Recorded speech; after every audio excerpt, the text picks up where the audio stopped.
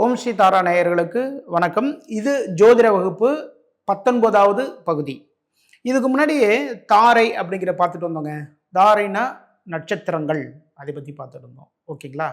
இந்த வகுப்பு தொடங்குவதற்கு முன்பாக இந்த வகுப்பை உங்களுக்கு வழங்குவதற்காக அனுமதி அளித்த ஓம் ஸ்ரீ தாரா நிறுவனர் அவர்களுக்கு மிக மிக நன்றி. இப்போ கடவுள் வாழ்த்து. ஓகேங்களா? ஓம் ஞானானந்தமயம் தேவம் நிர்மல ஸ்படிகாக்கிருதிம் ஆதாரம் சர்வ வித்யானாம் ஹயக்ரீவ உபாஸ்மகே. இப்போ வகுப்பு ஆரம்பிக்கலாம்.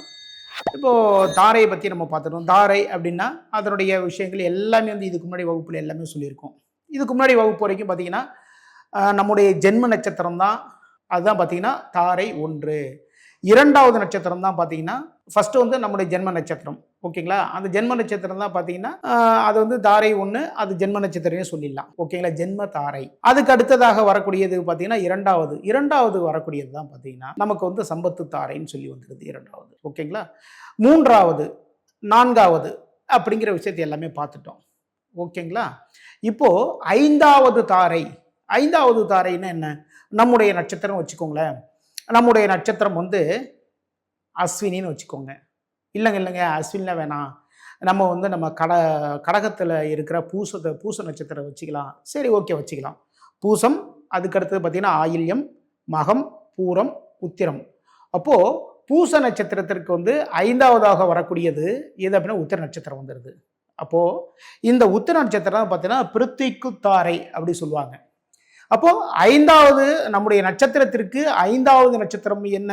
பிருத்திக்கு தாரை அப்படிம்பாங்க. அந்த பிருத்திக்கு தாரை அப்படின்னா இது என்னன்னா ஒரு காரியம் எடுத்தோன்னு வச்சுக்கோங்களேன், அந்த காரியங்கள் கரெக்டாக முடியாது. அதில் தடங்கல்கள் வரக்கூடிய வாய்ப்புகள் இந்த தாரையில் நம்முடைய நட்சத்திரத்திற்கு ஐந்தாவது நட்சத்திரம் அந்த நாளில் நாம் செய்தால், இன்னைக்கு உத்திர நட்சத்திரம் வச்சுக்கங்களேன், நீங்கள் பிறந்தது உங்களுடைய ஜென்ம நட்சத்திரம் பூச நட்சத்திரம்.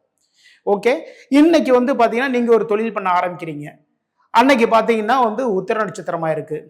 சரிங்க, நாள் நல்லா இருக்குது, எல்லாமே காலண்டரில் எல்லாம் போட்டிருக்காங்க. இன்றைக்கி சுபமுகூர்த்த நாள்னு போட்டிருக்காங்க. பஞ்சாங்கத்திலையும் பார்த்தா நல்லா சிறப்பாக இருக்குது. அப்போது இன்றைக்கி தான் நான் நாள் குறிக்கிறதுக்கு நான் கரெக்டான நாள் இது பண்ணியிருக்கேன். என்னுடைய கடையை ஓப்பன் பண்ணி வைக்கிறதுக்கு ஒரு இவர் வேற வந்திருக்காரு, அதாவது விஐபியே வந்திருக்காரு. இல்லை அப்படின்னா என்னுடைய உறவினர்கள் முக்கியமாக இருக்கிற ஒரு பெரியவர் ஒருத்தர் வந்திருக்காரு. இப்படி பலவிதமான விஷயங்களை எல்லாம் ரெடி பண்ணிட்டேன். ஆனால் நீங்கள் ரெடி பண்ணது நாள் என்ன அப்படின்னா பிரத்திக்கு தாரை என்று சொல்லக்கூடிய உங்களுடைய ஜென்ம நட்சத்திரத்திற்கு ஐந்தாவது தாரையில் நீங்கள் செய்கின்றீர்கள். ஓகேங்களா? அப்போ அந்த ஒரு பிசினஸ் ஸ்டார்ட் பண்றீங்கன்னு வச்சுக்கோங்களேன். அந்த நாளில் பிசினஸ் ஸ்டார்ட் பண்ணும்போது அந்த பிசினஸ்ல பார்த்தீங்கன்னா தடைகள், தாமதங்கள் வந்துருங்க. ஏதாவது ஒரு வகையில், ஏதாவது ஒரு விஷயத்துல அந்த பிசினஸே க்ளோஸ் பண்ற மாதிரியான ஒரு சூழல் உங்களுடைய வாழ்க்கையில் ஏற்படுத்தி விடும். பிசினஸ் நம்ம எதுங்க பண்றது? பிசினஸும் நல்லபடியாக போகணும், அதில் லாபத்தை பார்க்கணும், அதில் வேலை பார்க்குறவங்களுக்கான வேலை கொடுக்கணும், அவங்களுக்கு ஒரு சேலரி கொடுக்கணும், அவங்க ஃபேமிலி நல்லா இருக்கணும், அதில் லாபம் வரணும், அதன் மூலமாக நம்ம நல்லா இருக்கணும், அதை வச்சு அடுத்தடுத்த தொழில் பிசினஸ் ஸ்டார்ட் பண்ணணும் அப்படின்னு சொல்லி நம்ம பார்க்குறோம். இப்போ எல்லாருமே பார்த்துட்டு இருக்காங்க தான்.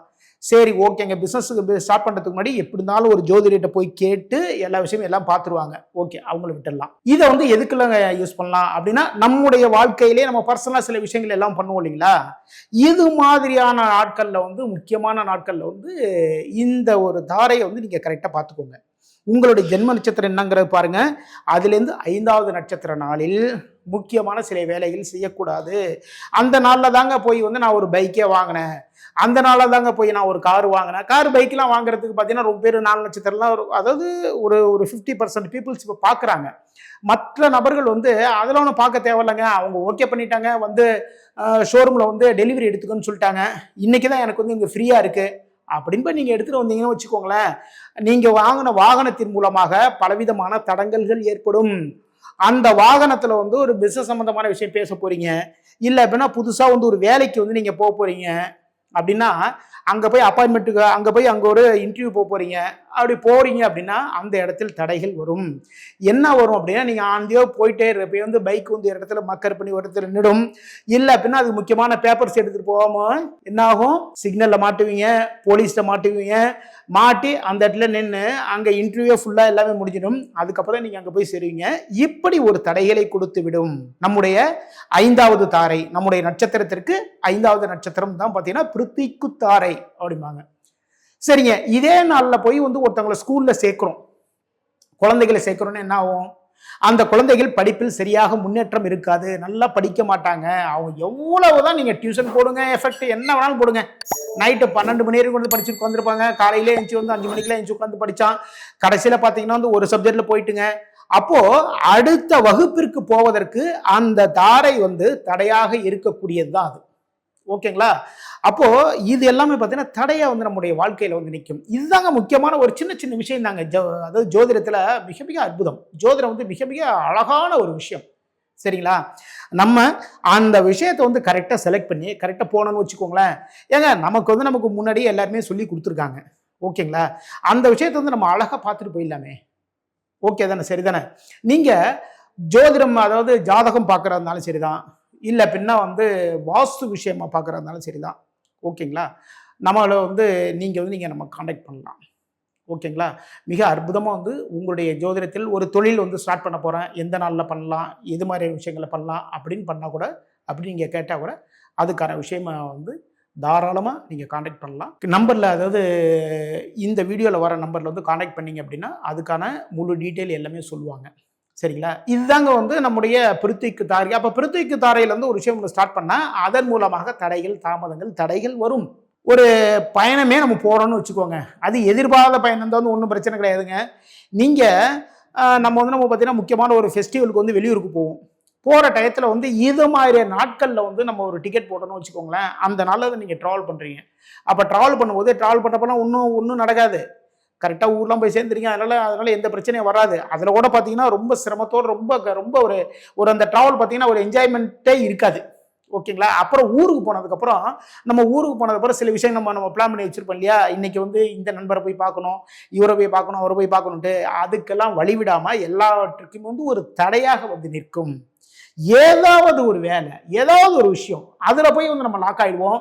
யாரையுமே போய் பார்க்க முடியாது. நம்ம போட்ட ஒரு வாரம் லீவுமே வந்து முழுக்க எல்லாமே தடைகளையும் தாமதங்களாகவும் இப்படிதான் போயிட்டு இருக்கும். அதான் பிருத்திக்கு தாரை. அப்போது இது மாதிரி விஷயத்தை வந்து கரெக்டாக செலக்ட் பண்ணிக்கோங்க. கரெக்டாக செலக்ட் பண்ணி நீங்கள் அந்த நட்சத்திர தாரை வந்து என்ன, நம்முடைய ஜென்ம நட்சத்திரத்திற்கு 2வது நட்சத்திரம் மிக மிக சிறப்பு. ஓகேங்களா? அந்த நாட்களில் பண்ணலாம். அந்த நாட்கள் பிசினஸ் சம்பந்தமான விஷயம் பேசலாம். 3வது நட்சத்திரமா தயவு செய்து அந்த அந்த நட்சத்திர நாளில் முக்கியமான விஷயங்களை வந்து நீங்கள் மூவ் பண்ணாதீங்க. 4வது நட்சத்திரமா, 4வது நட்சத்திரம் வந்து சாதகம் பண்ணுறது. ஓகேங்களா? நம்மளுடைய 5வது நட்சத்திரம் வந்து தடைகள், தாமதங்களை ஏற்படுத்தக்கூடிய தடைகள் தாங்க, தாமதங்கள் கூட கிடையாது, தடைகள் தான். அதாவது தாமதம்னா கூட கொஞ்சம் லேட்டாக கிடைச்சுன்னு கூட சொல்லலாம். தடை அப்படின்னா டோட்டல் கட்டு. சரிங்களா? அது மாதிரி கொடுத்துரும். சரிங்க, நம்முடைய நட்சத்திரத்திற்கு 6வது நட்சத்திரம். ஓகேங்களா? 6வது தாரை. 6வது தாரை தான் என்ன கொடுத்துருக்குன்னா சாதகத்தாரை. ஓகேங்களா? அப்போ சாதகத்தாரைன்னு சொல்லி கொடுத்துருக்கோம். இந்த சாதகத்தாரைங்கிறத மிக மிக சிறப்பான ஒரு தாரையா வந்து நமக்கு வருது. நம்முடைய நட்சத்திரத்திற்கு 6வது நட்சத்திரம் இதுதான். அப்போ இந்த நட்சத்திர நாளில் நம்ம ஒரு விஷயம் செஞ்சோன்னு வச்சுக்கோங்களேன், அந்த காரியம் வந்து நமக்கு சாதகமாக வந்து முடியும். அது எப்போ? நம்முடைய நட்சத்திரம்னா பூச நட்சத்திரம் வச்சுக்கோங்களேன். பூச நட்சத்திரம் ஃபர்ஸ்ட் பார்த்தோம். பூச நட்சத்திரம் பார்த்தீங்கன்னா பூசம், ஆயில்யம், மகம், பூரம், உத்திரம். உத்திரம் வந்து 5வது நட்சத்திரமா வந்துடுது. உத்திரத்துக்கு அடுத்தது ஹஸ்தம். அப்போ ஹஸ்த நட்சத்திரம் வந்து பூச நட்சத்திரம் பிறந்தவங்களுக்கு சாதகத்தாரையாக வந்து இருக்கின்றது. அப்போ சாதகம் அப்படின்னா இந்த நாட்கள்ல நீங்க ஒரு விஷயத்தை வந்து ஏற்பாடு பண்ணுங்க. சரிங்களா? அதாவதுங்க ஒரு விஷயம் நீங்க யோசிச்சு பாருங்க. சில நாட்கள்ல வந்து நம்ம போயிருப்போம், அன்னைக்கு பாத்தீங்கன்னா எதிர்பாராத விதம், ஏப்பா நான் நினைக்கவே இல்லைப்பா, அவரெல்லாம் மீட் பண்ணுவோமா நான் நினைக்கவே இல்லை, திடீர்னு பார்த்தானா டக்குன்னு போய் மீட் பண்ணிட்டேன், அப்புறம் பார்த்தானா வந்து நான் கேட்டது எல்லாமே வந்து கரெக்டாக ஓகே பண்ணிட்டார் அவரு. இப்படி ஒரு நமக்கு சாதகமான ஒரு நாளாக அந்த நாள் அமைந்திருக்கும். இது மாதிரி உங்களுடைய வாழ்க்கையில் நடந்த முக்கியமான சம்பவங்கள், முக்கியமான நிகழ்வுகள் சில நாட்கள் நடந்திருக்கு இல்லையா? அந்த நாட்களை வந்து நீங்க நினைவு கூர்ந்து அந்த நாட்களில் எந்த நட்சத்திரம் வந்திருக்கிறது அப்படின்னு பாருங்க. அது பார்த்தீங்கன்னா உங்களுடைய ஜென்ம நட்சத்திரத்திற்கு 6வது நட்சத்திரமான சாதகத்தாரையில் வந்திருக்கும். சாதகம்னா நமக்கு எல்லாமே சாதகம் தாங்க இது. ஓகேங்களா? இந்த சாதகத்தாரை நாளில் தாராளமாக திருமணம் செய்து கொள்ளலாம். ஓகேங்களா? நமக்கு சாதகம் தான். ஓகே, இதுக்கப்புறம் பார்த்தீங்கன்னா ஒரு பிஸ்னஸ் ஸ்டார்ட் பண்ணுறீங்களா, தாராளமாக ஸ்டார்ட் பண்ணுங்க. இந்த சாதகத்தாரையில் தாராளமாக ஸ்டார்ட் பண்ணுங்க. மிக மிக சிறப்பு, ரொம்ப அற்புதமாக இருக்கும். சாதகத்தாரையில் ஸ்டார்ட் பண்ணா உங்களுக்கு சாதகமாகவே அனைத்தும் நடக்கும். ஒரு இடத்துல பிசினஸ் சம்பந்தமா வந்து ஒரு ஒரு மீட்டிங் போக போறீங்களா, இந்த நாட்களை செலக்ட் பண்ணிக்கோங்க. 6வது நட்சத்திர நாள்ல வந்து செலக்ட் பண்ணிக்கோங்க. இது வந்து மிக மிக சிறப்பு. 6வது நட்சத்திரம் நீங்க போனீங்க அப்படின்னா நீங்க எதிர்பார்த்ததை விட அதிகமான கான்ட்ராக்ட் எல்லாமே கிடைக்கும். அதிகமான பணவரவுகள் வரும் உங்களுக்கு. உங்களுக்கு சாதகமாக வரும். நீங்க ஒரு தொழில் தொடங்குறீங்களா, இந்த நாட்கள்ல தொடங்குங்க. நீங்க ஸ்கூல்ல சேர்க்கிறீங்களா குழந்தைங்கள, இந்த நாட்கள்ல சேருங்க. அவங்களுக்கு சாதகமாகவே வந்து முடியும். ஸ்கூல்ல வந்து அதாவதுங்க நம்ம எப்படின்னா நம்ம அட்மிஷன் போடுறோம் இல்லைங்களா, அந்த நாள் தான் முக்கியம். ஓகேங்களா, அட்மிஷன் போற நாளும் முக்கியம். அதே மாதிரி முதலாவதாக குழந்தை அந்த பள்ளியில் சேரக்கூடிய நாள். ஓகேங்களா, அந்த நாள் அது எல்கேஜிலேருந்து தான் சொல்றேன் நான். ஓகேங்களா, இப்பெல்லாம் எல்கேஜி ஸ்டார்ட் பண்ணிட்டாங்க. அப்போ நீங்க அட்மிஷன் போடுறதும் பார்த்தீங்கன்னா சாதகத்தாரையில் போடுங்க. முதலாவதாக குழந்தையை பள்ளிக்கு அனுப்பும் போதும் சாதகத்தாரையில் அனுப்புங்கள். மிக மிக மிக மிக அற்புதமாக வேலை செய்யும். அந்த குழந்தையினுடைய வாழ்க்கை வந்து வேற லெவல்ல மாற ஆரம்பிக்கும். நல்ல ரொம்ப ரொம்ப ரொம்ப சிறப்பா இருக்கும். இதுவரைக்கும் நம்முடைய ஜோதிட வகுப்பில் சாதக தாரைகளை பத்தி பார்த்துட்டு இருந்தோம். இதற்கு அடுத்ததாக வரக்கூடியது 7வது தாரை. அதை அடுத்த வகுப்பில் நாம் பார்க்கலாம். இந்த வகுப்பை உங்களுக்கு வழங்குவதற்காக அனுமதி அளித்த ஓம் ஸ்ரீ தாரா நிறுவனர் அவர்களுக்கு மிக மிக நன்றி. இந்த வகுப்பை உங்களுக்கு வழங்குவதற்காக ஒளிப்பதிவு செய்து கொண்டிருக்கும் ஒளிப்பதிவாளர் ஸ்வீட்டி அவர்களுக்கு மிக மிக நன்றி. இந்த வகுப்பை உங்களுக்கு வழங்குவதற்காக தொகுத்தளிக்கும் எடிட்டர் காட்சன் அவர்களுக்கு மிக மிக நன்றி. மீண்டும் அடுத்த வகுப்பில் சந்திப்போம். வாழ்க வளமுடன், வாழ்க வளமுடன்.